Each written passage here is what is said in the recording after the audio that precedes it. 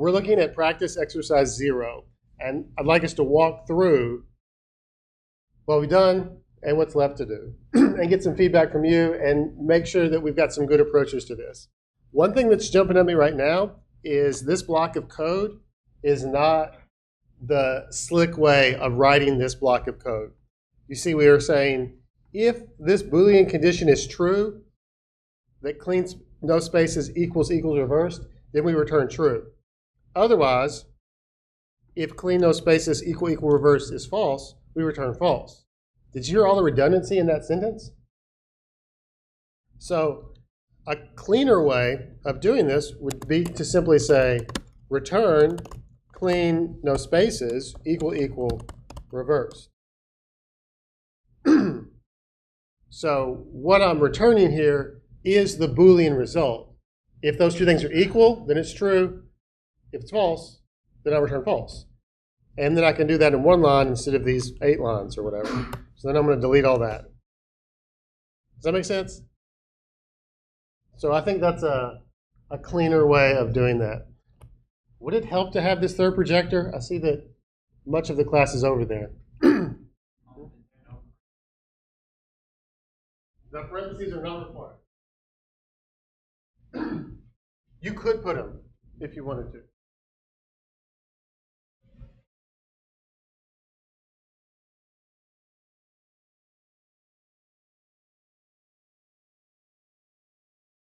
Okay. The second problem is this reversing an integer. We began to talk through this about how we could do this by converting it to a string, but removing the negative sign first. Convert it to a string, reverse it, which we've already got a function that does that, and then after you've converted it to a string, reversed it, convert the reverse back to a integer, and then add the negative if you need to. I think that's pretty straightforward. Any specific questions on that one?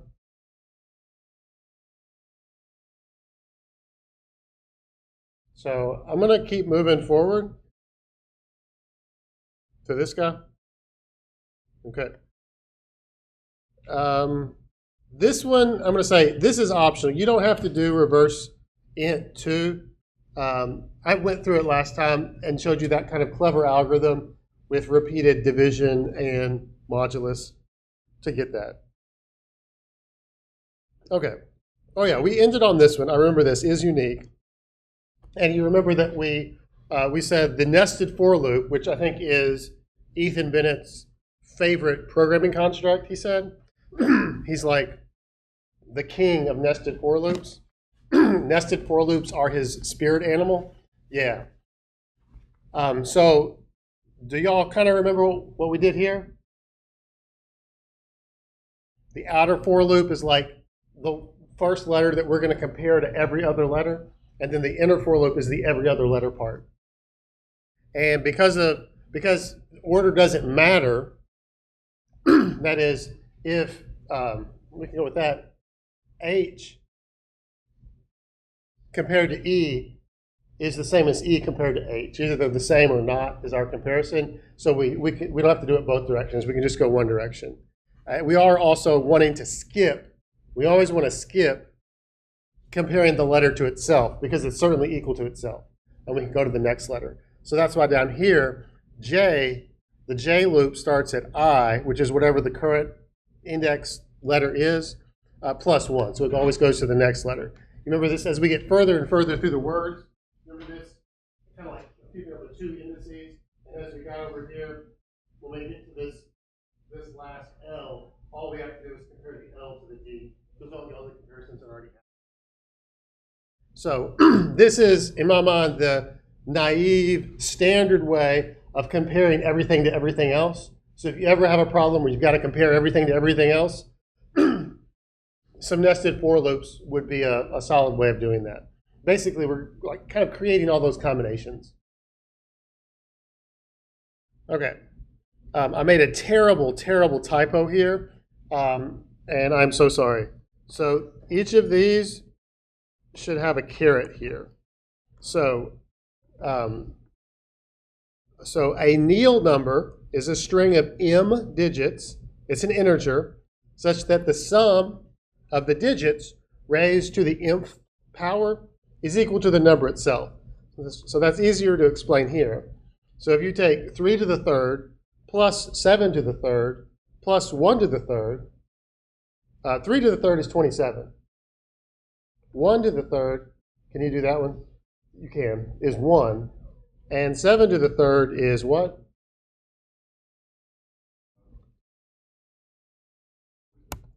343. So if you add these up, look what you get. 371. That's pretty cool, right? So this is a Neal number. And I'm saying write a Boolean function that takes in the number and then and it strips each digit out and does this math. Maybe let's think about some strategy here. What's your idea on how we could approach this problem?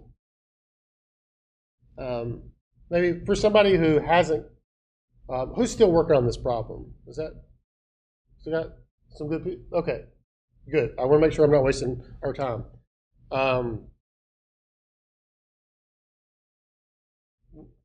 Maybe then for those of you who are done, maybe you want to share a hint on what your approach was. Not like code, but just more like in English. How did you approach this problem? That's exactly code. So what's your approach? Like, this is the king of the for loop. So I needed to go through it. So you're going to go through the number, and what were you trying to do as you iterated through the number? Okay.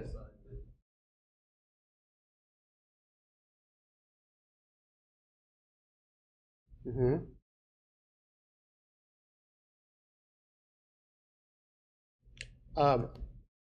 Ryan, you want to throw in it? So what I did was I first made another function, Mm-hmm. and that's what. Then I just had total variable iterate over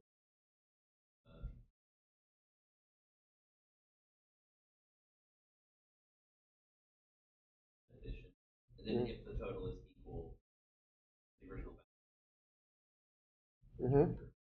Okay. Other ideas, Caleb?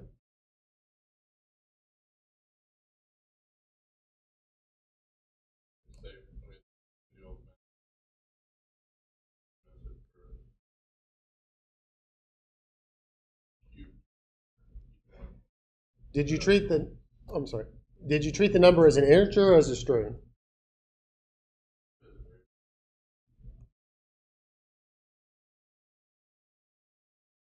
So I can, well, you don't have to do it. I can imagine how converting the number to a string might actually be useful here because the length of that string is the number of digits. And unlike numbers, we actually want to strip out each digit at a time, which is kind of treating it like a string. So I would be inclined to say string number is equal to I dot toString. Kind of trying to connect this together. Do y'all remember? No, I don't want to do that. Basically, we get to string, a toString function for everything because it's so common to want to show something on the screen, and the screen is only going to show stuff that's strings. So if I have a number, I have this number as a string, I can say for each, I believe, and I could say for each int digit in number, and let me just print out each digit. That could be fun. Yeah?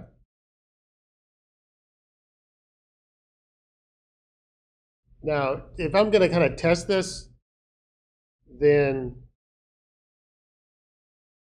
I've got to call it. So I'm going to come up to the top here, comment out that, and actually call is Neil number and put in some number.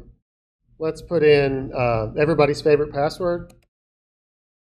1, 2, 3, 4, 5, 6, 7, 8. What?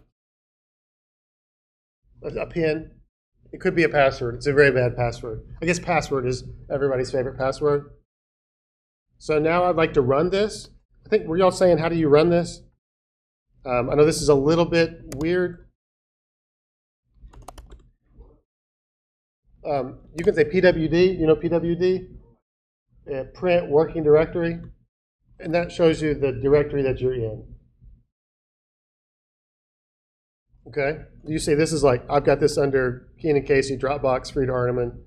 I have a lot of, folders. You have folders too, right? Okay. LS lists the files in this directory, LS. So I'm in the directory that has the solution file. And remember, in our project, our solution has 2 projects, the code and the unit test. Because there's 2 projects in the solution, when I say .NET run, it's like, I don't know what to do. There's 2 projects, and I don't know which one to run. So to fix this, I can say .NET run space -- project, and then the name of the project, which is, it is practice exercise. Oops, I need to be down here. Practice exercise 0. And when I do that, then it will actually just run the main function of this. So,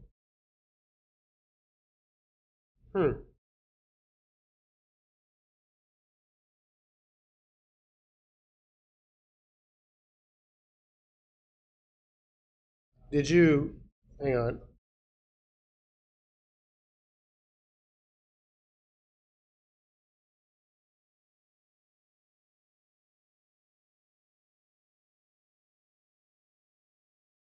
I don't understand why I'm getting this.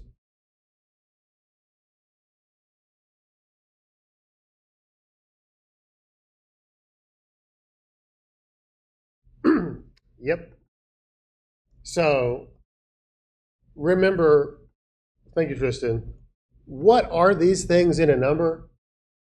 That is, what is this number? This number is a string. What are the components of a string?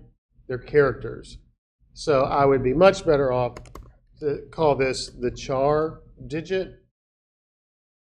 So it is a character that's in this number. And so we're kind of learning what's under the hood here. So this 49 is the number that's stored in ASCII for the digit 1. Isn't 1 our first number?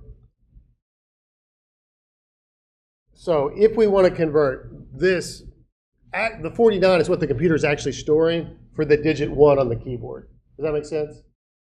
Then I need to change the data type here. So this is the character digit. So let me call this digit char.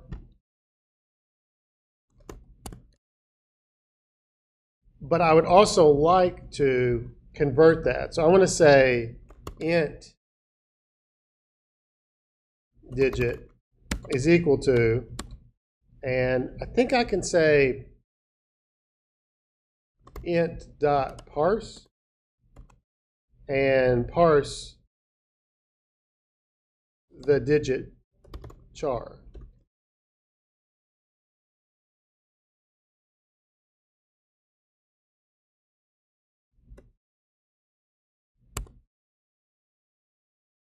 Definitely if I convert the character to a string, it'll work. Feels like that's especially difficult.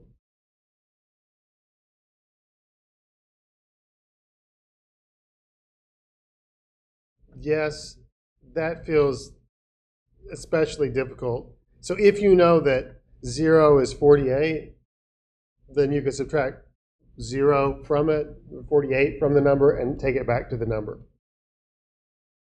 Do you like that better? So if we want to be kind of clever, we could say int digit is equal to digit char, and I think we could actually subtract a 0. Can we do that? If you don't want to even have to look up what the number is. And now let's print it out here. You remember we have this syntax here where we can say $, and then put variables inside of our print string, like an F string in Python. So I'd like here to say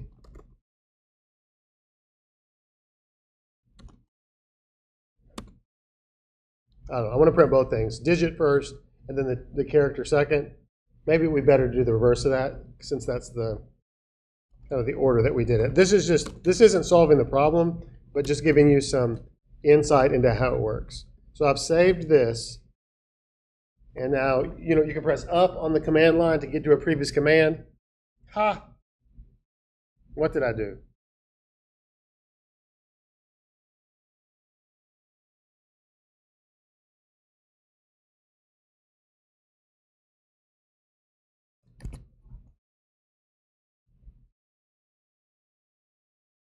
Wait, why isn't this the other numbers?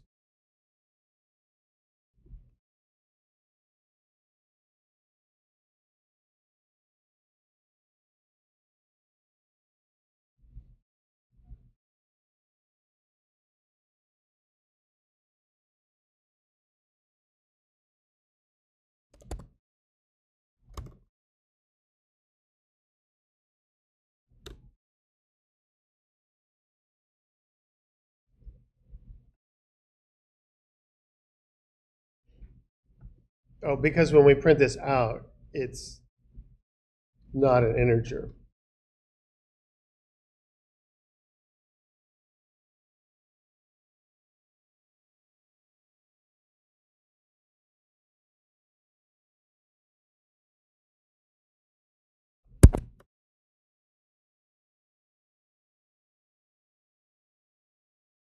This is what we want. So this would be, we could do this either way, I believe. I'm printing the character, and it prints out as a character, not its integer value.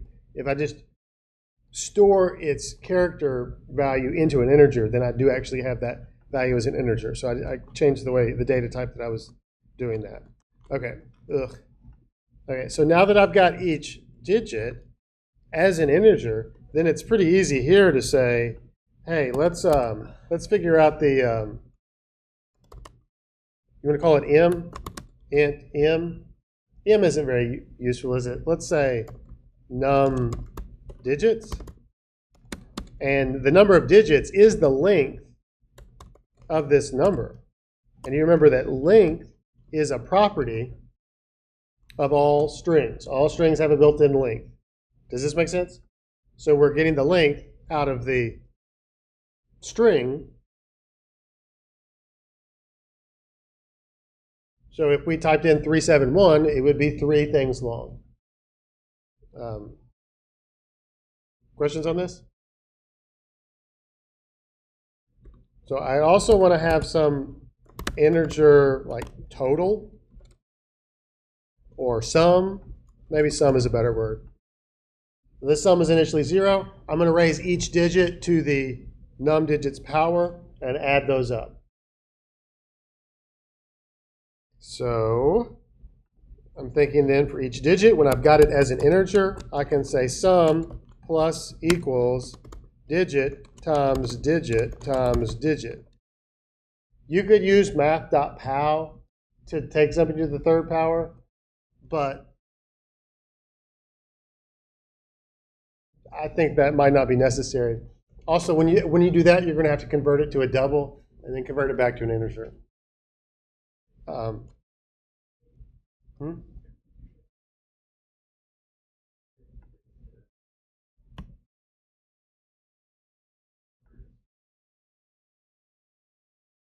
Oh yeah, my bad. I'm locked into 3. That's not going to work then. How are we going to do that?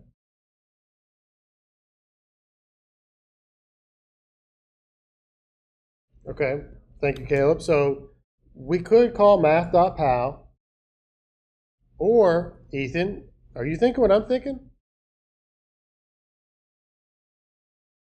We need to repeat this times digit num digits times.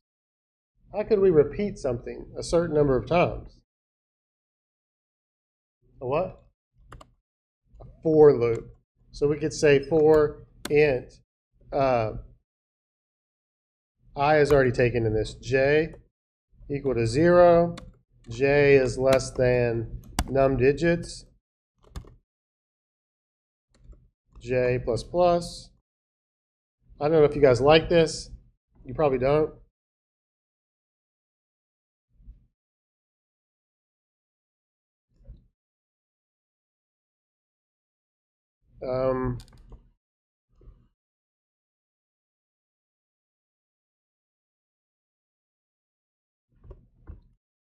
I need to say,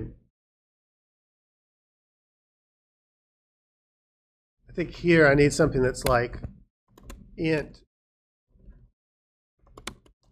product.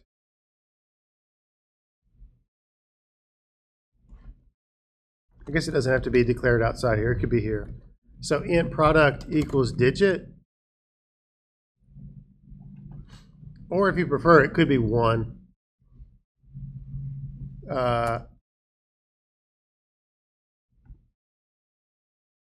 So if the product is 1, then every time through my for loop, I want to say the product times equals digit.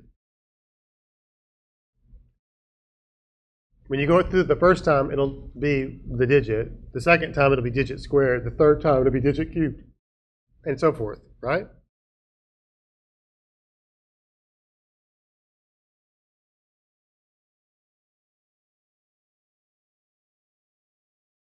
I think what I've written here is manually computing a number to a power. Do you like that? You don't? No? Okay, so this is my like running product. I need to start it at 1 because if it's 0 and you multiply by 0, then it will always stay 0. So I wanted to start at 1. When you multiply 1 times the digit, that's the digit to the first power. Okay? If I do it again, then it'll be the digit times the digit, which is the digit squared. If I do it again, it'll be the digit cubed. Each time I'm multiplying another digit. Oh, hand gestures. What is this? Okay. No, this isn't apparent? It's fine. Probably, if I'm going to do this, I should have this private int power, and you have some, what do you call it? You call it a base to a power? Is that right? Oops. So I would have like int base, int, I can't call it power. Exponent? Is exponent okay? Is that the same as exponent? Oh, base means something in C#. It's a keyword.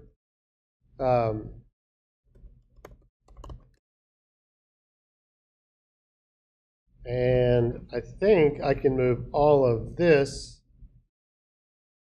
down and replace it with, so num digits is the exponent, and digit here is the number. And then when I've done all this, I return the product. This is probably more readable, and since it's a method, I should probably capitalize the P in power. You see what I did there? And now when I come back up here, I can just call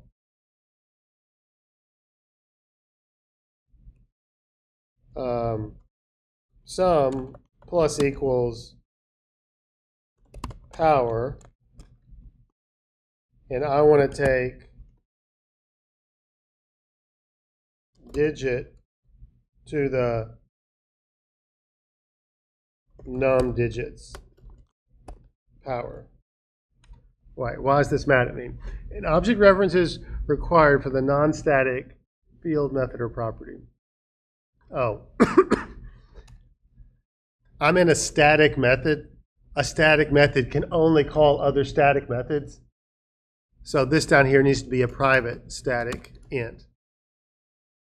But this is probably more readable, right? I've got my little function that takes in a number, takes in an exponent, and this returns this number to this exponent. So we're just repeatedly multiplying. Does that seem right? And then, after we've gone through this for loop, we've computed the sum. What do we want to do now in English?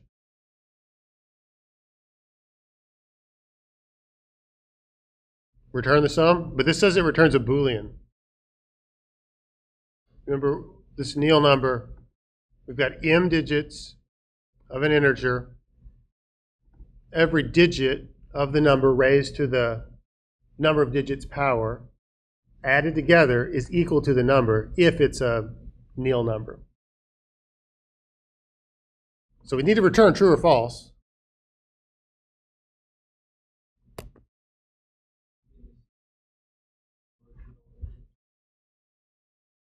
So we'd like to compare sum to the original number I, which we could concisely write like this if you want.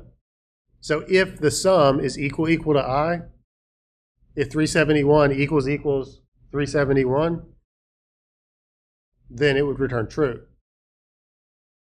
Notice, most numbers are not Neal numbers. Like take some random 2-digit number. So is 42 a Neal number?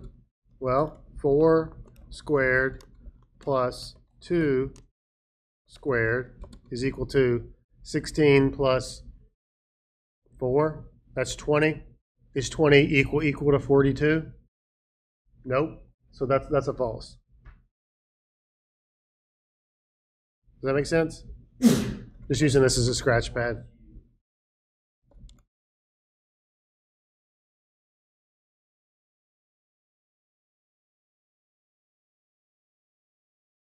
Is that good? Feeling it? I haven't tested this, so it might not be right. I'm going to take a sip of coffee.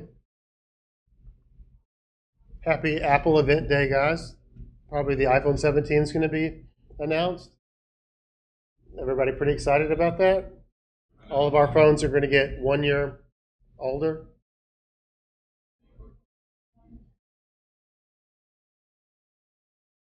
So does this power function make sense? I wasn't trying to be tedious.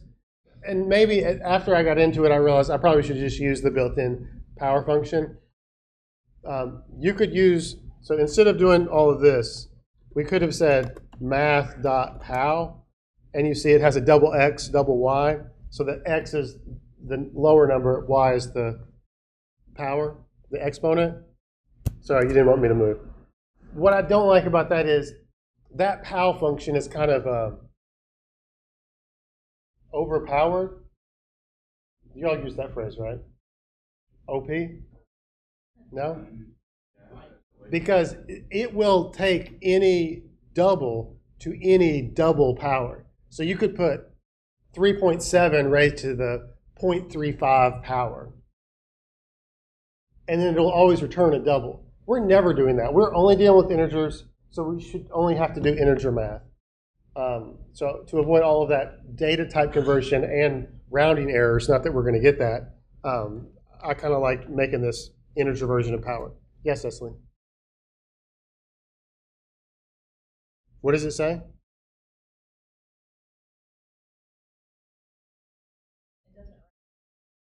It says the build failed. This is on .NET Run or .NET Test? So does it say...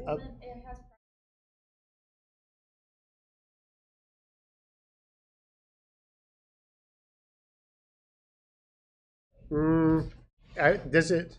do you have Airtame installed? Airtame, the app that lets you send to these projectors? Well, it'll take a little bit to do. Just thought it would be a way you could easily share your screen, and then we could debug it together. It sounds like a build error. So it sounds like there's something in here that's not correct. You got semicolons on everything. I guess there should be, if it's a build error, it should say, like, here, let me just get rid of this. So I get a red squiggle. Are you getting errors like this? So, you can interpret this to a line like, yes. But like this 117 means line 117. 21 means column 21. And what's really useful is if you command click on this, on Mac, command click, it'll jump right to that line. Oh, I've got several issues here. Yeah, so yeah.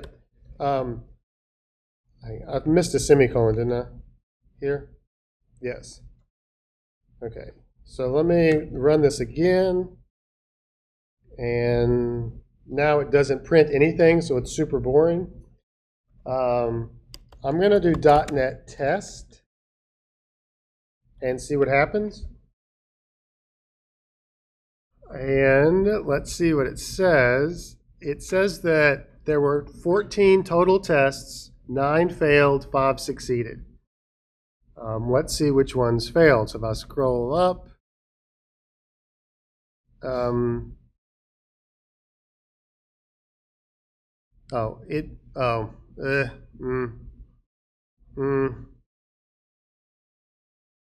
this is a little bit hard to read. Can you see that it's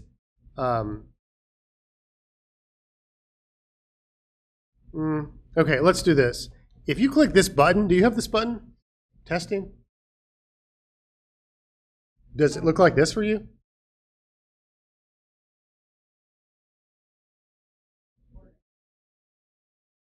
Wait, so wait, you do not have, you see the same screen that I see when you go to testing. It's configured for Python, not for .NET. And you definitely open this as a folder.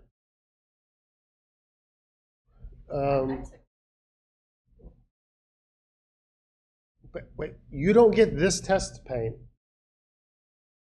Brandon, you do get it? How'd you do it? Have y'all run .NET test?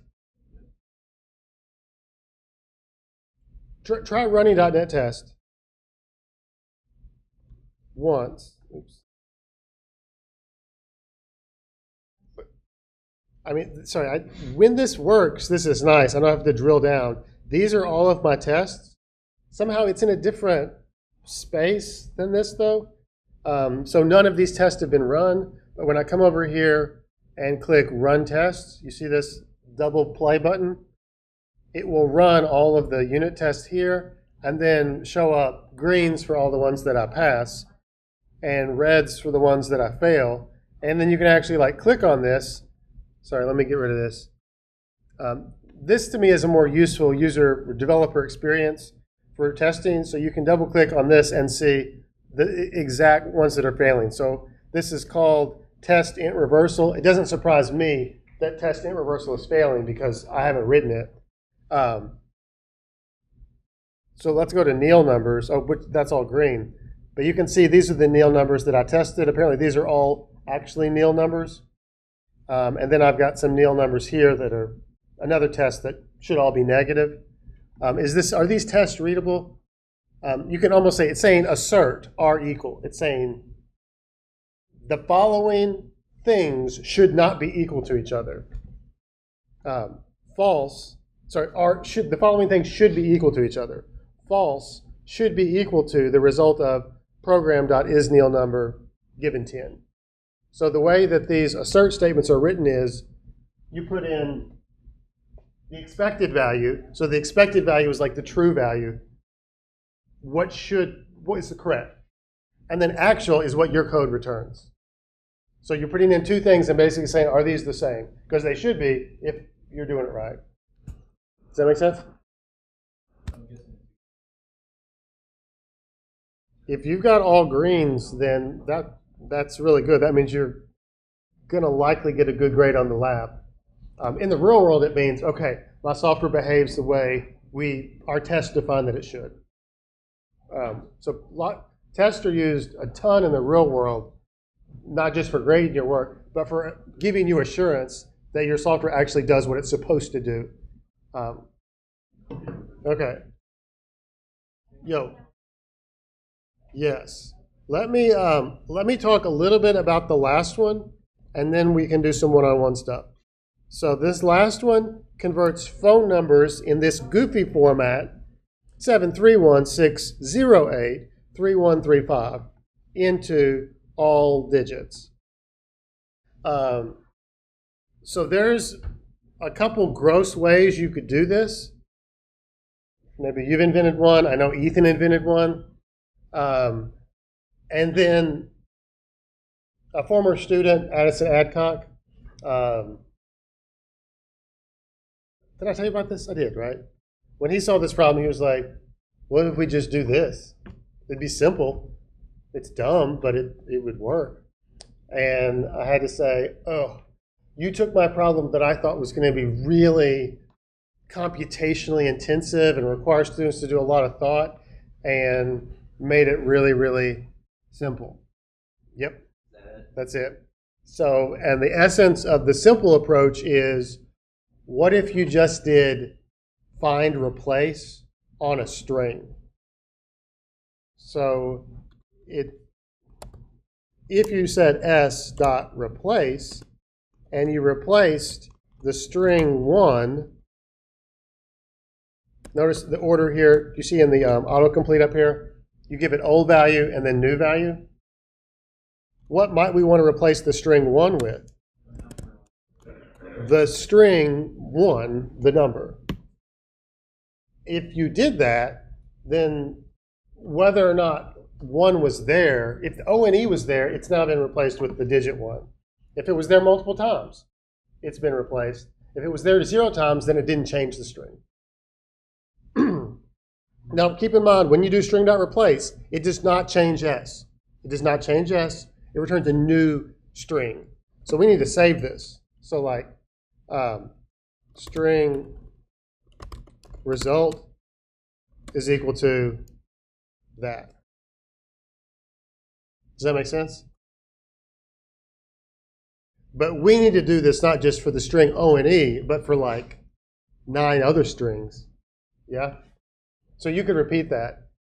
If you do it like this, you're going to have to end up saying, okay, well, this next one is like string, I don't know, result2 is equal to result.replace. You with me? Which is a little bit gross to have all these temporary variables.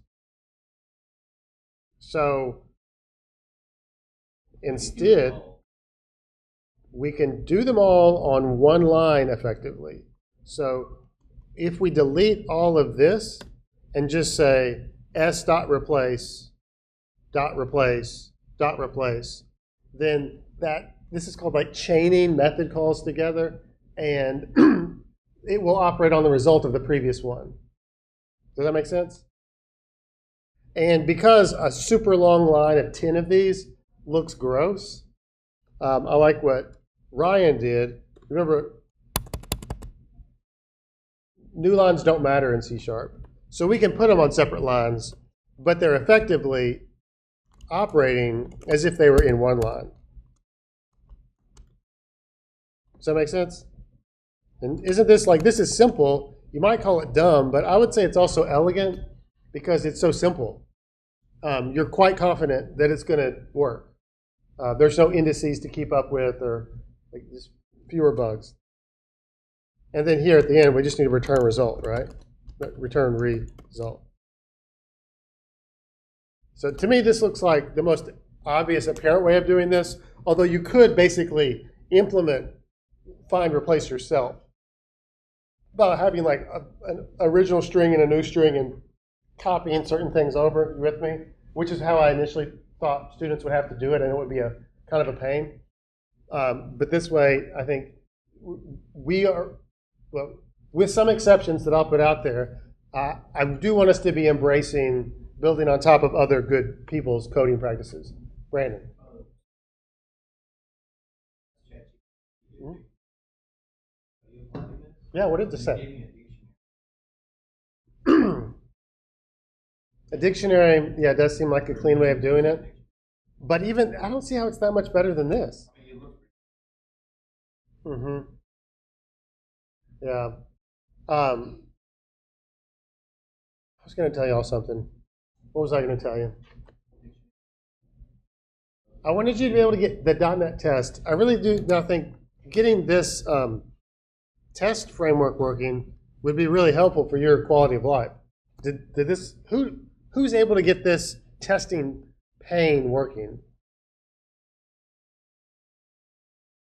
I mean, I think execute .NET test once, I would think might cause it to generate or discover the test in the project. Did you have to do that, or did it just work from the beginning? It was just there. But some of y'all, it's still configured for Python? Is that what you're saying? Okay. You might ask ChatGPT how to enable the unit testing pane for a .NET project and see what it says. That's might be a good slick.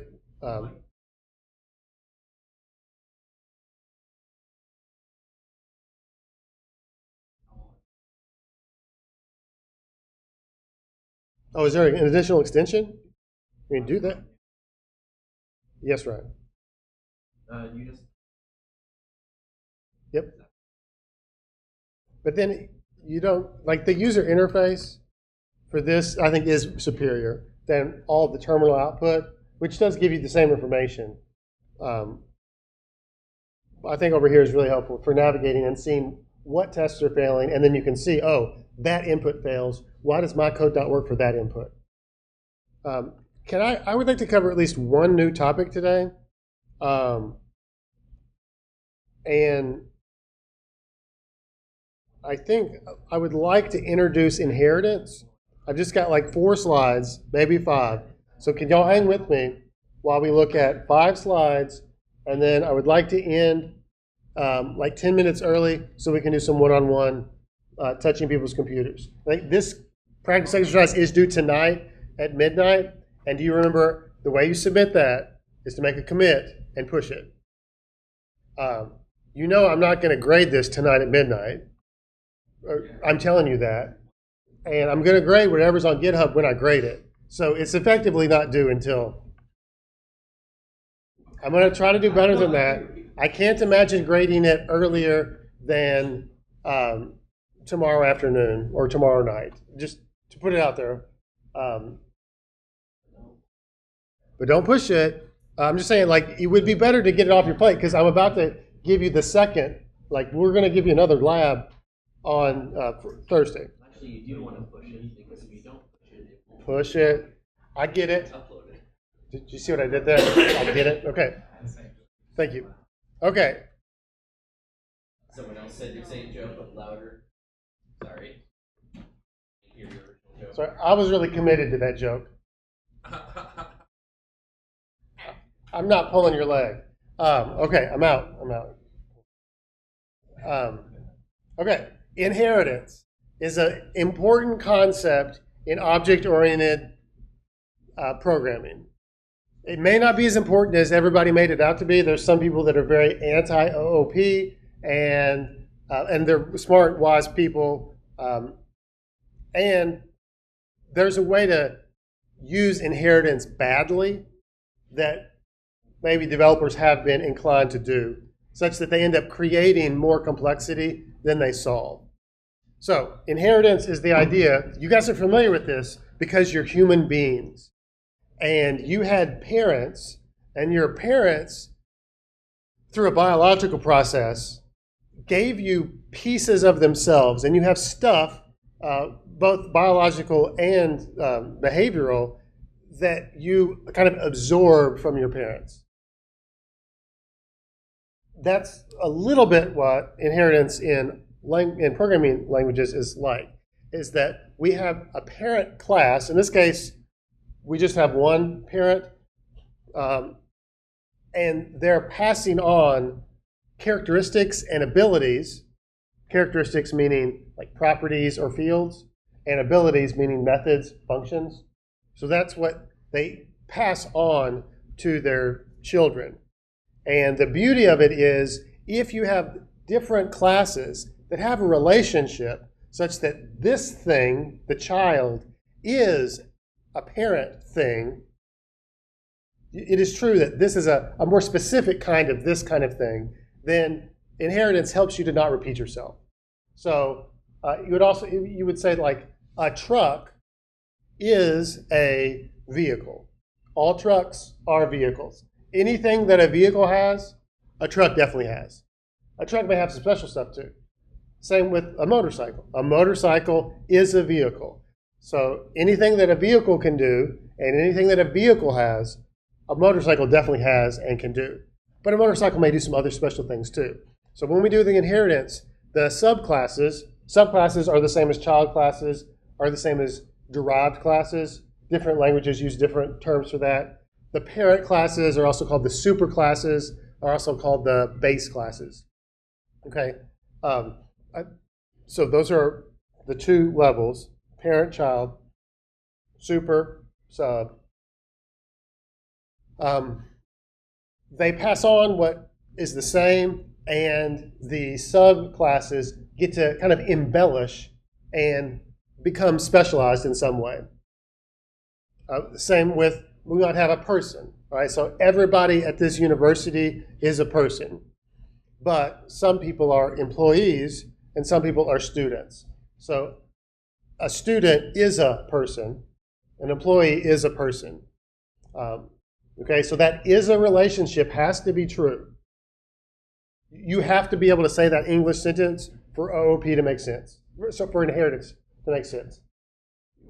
Students constantly try to break this, and they make class hierarchies that don't follow the is a relationship, and when you do that, it's just bogus, it's ridiculous. It's because it has to fit that mold. There is another relationship that exists, and this is actually the more powerful and useful relationship, and you've already used this. It's called composition, and composition means this thing is composed of this other thing. So that is a student has a GPA, a student has a name, a student has a email address. You with me? So that has a relationship we implement in all classes when we're like, okay, this is our class, and it has this, and this. These are things that it has. So the has a relationship is implemented with composition, and the is a relationship is implemented with inheritance. And despite how big these red words are, the composition dynamic is actually more important than the inheritance, more useful. Okay, this is the way we do inheritance in C#.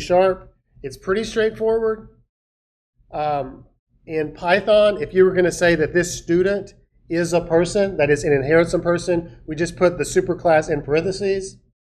In C#, we just say colon. So a student is a person. Student inherits from person.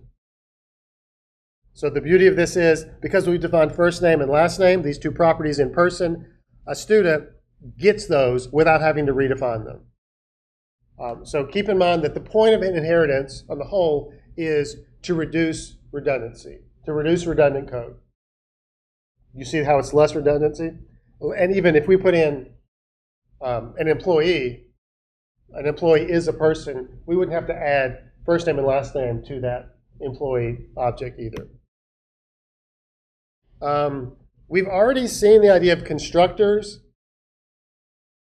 right? A constructor is a method, a special method that's run when you create a new object of a class. It's called when you say new data type, class name, parentheses.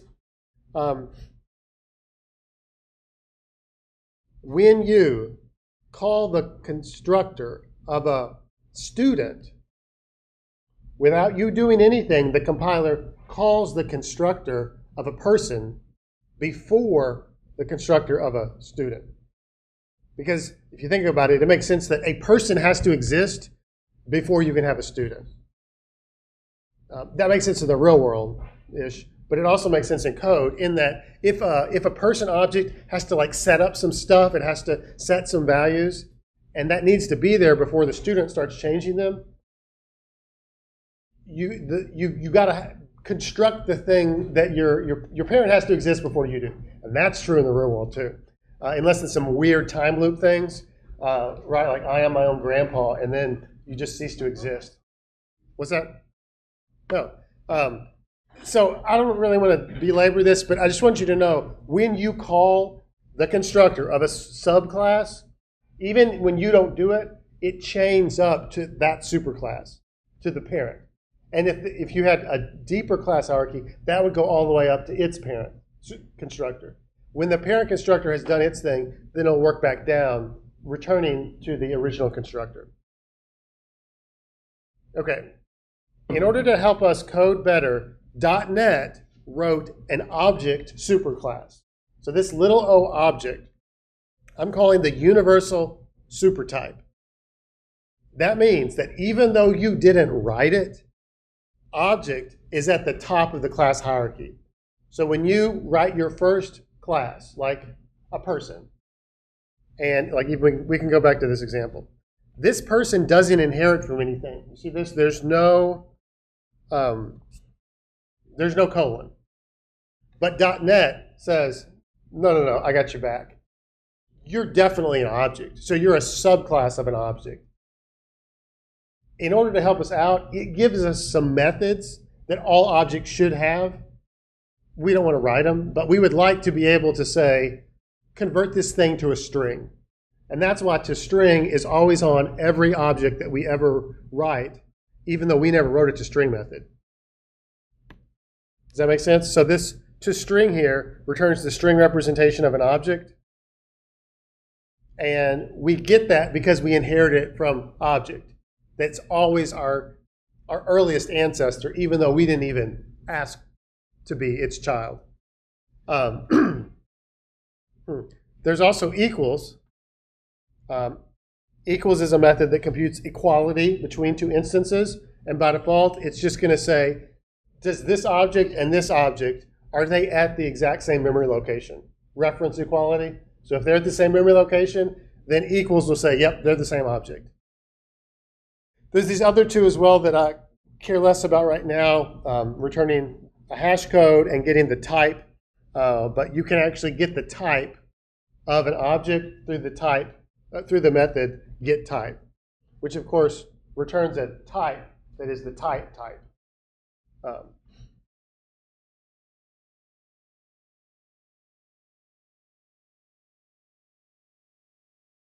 Okay, I think I want to dig into this next time, but just let me like tantalize you by saying we can add new abilities by adding new methods, but we can also override or change the behavior of existing abilities.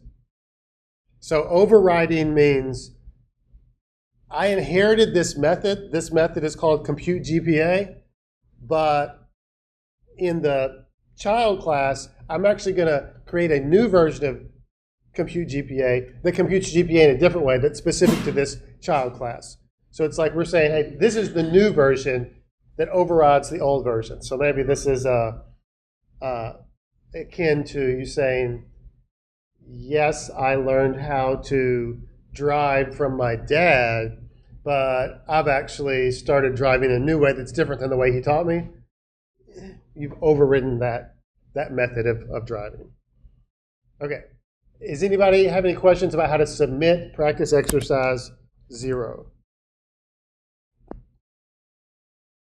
Do y'all use GitHub Desktop or the Git on the command line? GitHub Desktop? Okay. So just to be clear, so I made some changes here. It would be nice to have a reasonable Git message, a Git commit message. So instead of saying update program CIS, which is the default, we might say add is Neil number. I would commit that to main because I should just do it. And then I have to push this to origin. Origin is the special name for the repo in the sky on GitHub. If you just commit to your computer, I can't see it, you haven't submitted anything, I'll give you a 0 or whatever based on how much has since the last commit, and I'll tell you, like, this is what's there. I'm happy to forgive that, certainly this time, and if you'll say, oh, I forgot to push that up, and I'll say push it up, and I'll just be slightly annoyed, and I'll regrade it. But it would be better to actually push your code up. You with me? Okay.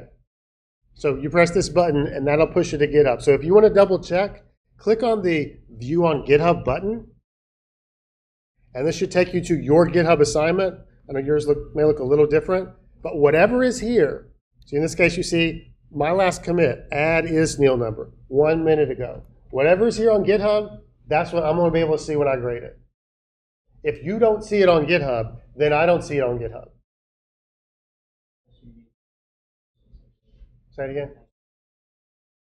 And I will check the most recent commit.